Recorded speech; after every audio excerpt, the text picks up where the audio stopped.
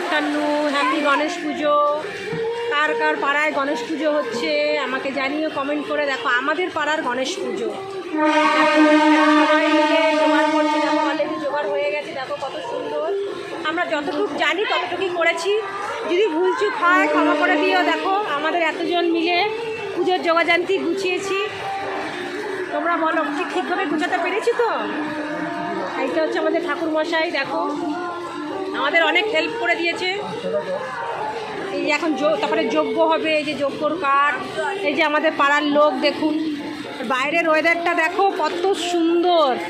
এরকম গণেশ পুজোতে এরকম প্রথমবার এত বৃষ্টি, এত বন্যা হচ্ছে। ভগবান হয়তো খুব খুশি হয়ে গেছে আমাদের এত সুন্দর পুজো দেখে। ভগবান প্রসন্ন হয়ে গেছে আমাদের প্রতি, বুঝেছো? তোমরা জানিও যদি গণেশ পুজো কার কার বাড়িতে হচ্ছে, বাড়িতে পাড়ায়। এটা আমাদের পাড়ার পুজো, বাড়ির পুজো নয়।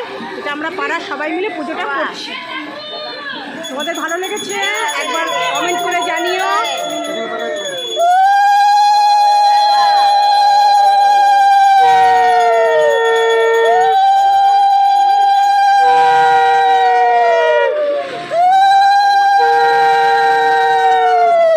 এবার আমাদের পুজো শুরু হয়ে গেল।